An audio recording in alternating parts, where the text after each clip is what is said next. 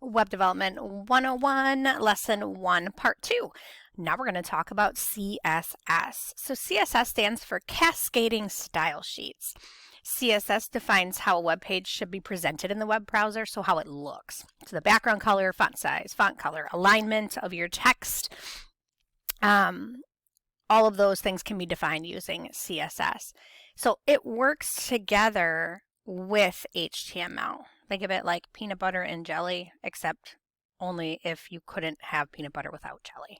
So each chapter from this point forward is going to contain a CSS module to teach you how to apply styles to the HTML elements that you're also going to learn on your web pages. The styles define how the web page elements are going to look. So how they're going to render on the page for the person that's watching them or seeing them. You can add CSS to a web page in 3 different ways, and we're going to start one way and we'll see a second way, okay? Actually, I think we might actually explore all 3 ways in here. So external, you write the styles in a separate file, and that file is inside, you use a link inside your web page in the heading of it to link to that external file. Internal, we add the style element inside the document head where the CSS style is then done right there. We're going to do that first. That's how we're going to start. And then inline, you can add styles directly to the HTML elements using a style attribute. We will use that a little bit too, but not until a little bit later. So, like I said, we're going to start with the internal style element to learn how to just do some basic CSS styling. So to add the CSS inside the HTML document, we use a style and end style tag inside the head. So if you look at this example right here, we have our document, we have our beginning HTML, we have our head, here's our title. Underneath that, actually doesn't matter which order you put these in, but as long as they aren't nested inside of each other. So you can have the style before or after the title. But the style tag goes within there, and then there's the end head, body, and the end HTML tag. So that's the basic setup. So let's look at some basic stuff that we can do with CSS. We're going to change background and text color. So background color is the color of the web page in the background of it. We use the word background dash color for the body element in CSS. So if we look at the example here,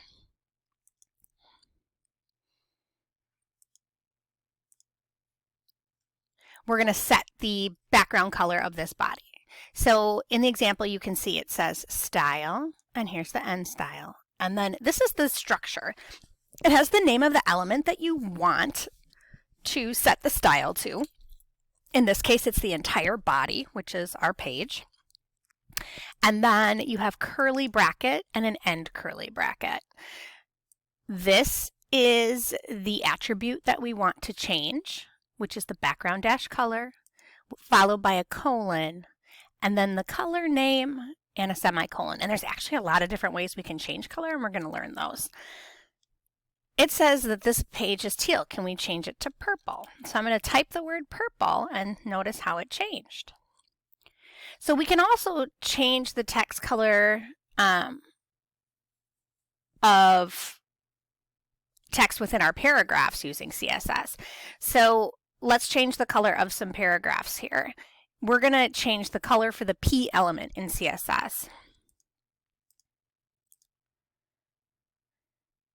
So if you look at this example, the background color is teal. Up here, if we did see the black text, it's super hard to read regardless of the color here. So in this example, they've changed the color of the paragraph text, which is just color, to white. We can change that to any color we want. It asks us to change it to yellow. So there's yellow.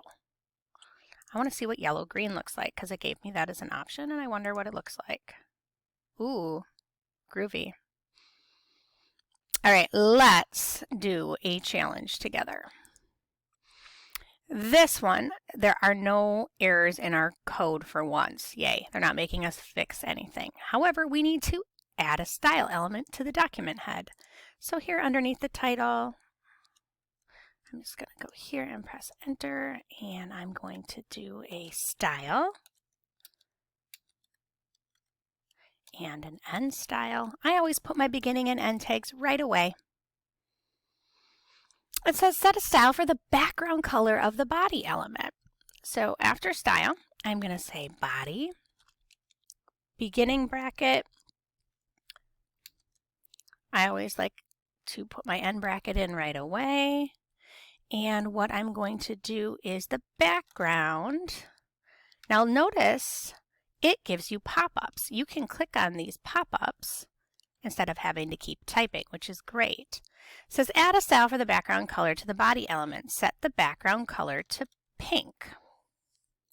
Ew.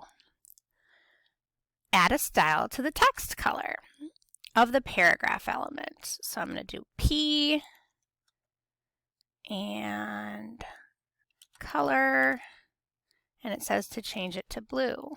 Ew. I got to put my end tag right there. Ugh, gross. That's real gross. But let's check the code. It looks good. So that's all that matters, is that we did this part correctly. Ooh. So there's a lot of different ways to specify colors in CSS. We're going to learn about 3 ways: using the predefined color names, using the RGB color codes, RGB stands for red, green, blue, and using hexadecimal value for colors. So predefined color names are color names that HTML recognizes. So you can use those values in background color and color styles. Some of those colors, such as black, white, red, and blue, are listed in this table. They give you a table right here of color names.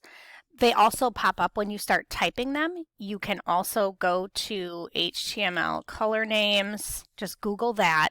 It will be the first thing that pops up. And here is colors that are supported by all browsers. All of these are supported by all browsers. I love this page. Notice it's bookmarked for me. You should bookmark it as well. The next is RGB color codes. So it is 3 codes. It's numbers separated by a comma, and those numbers are the values between 0 and 255, and that's how much red, how much green, and how much blue are within a color. So for example, if a color was red, the first value would be 255, and the other 2 values would be 0 because there's no green or blue in it. It's just straight red. If it was a green, just green, it would be 0, 255, 0. Most colors are a mix of numbers, so usually there's a ton of numbers in here. So it would go RGB, parenthesis, number, comma, number, comma, number, and parenthesis. The other way we're going to learn is hexadecimal values, and hexadecimal values start with a hashtag and then have 6 digits after it. It's going to be a combination of letters and numbers. It's how much red, green, and blue there are, but it's RR, GG, and BB. And the values go from 00 to FF. I know that makes no sense. It's hexadecimal. It's a different counting system than you're used to. And it's okay if you don't understand it. As long as you understand that when you go look up a color, you can use this code to do it. So you can see these basic colors, the names that you can use, the RGB codes, and the hexadecimal values. Any of these are acceptable ways to get a color to show up on a web page. I'm going to reset this, and we're going to go through it together. It says challenge, color names, RGB codes, and hex values. It says use the RGB codes and hexadecimal values from the table above to see how they work. Replace the background color beige with its RGB code. Replace the color maroon with its hexadecimal value. Nothing's going to change, PS. So it says change this beige and use the RGB code. RGB 245, comma, 245, comma, 220. Yay, still beige. And maroon, it wants us to do the hexadecimal value, which is It's a big old 8 with 5 zeros after it.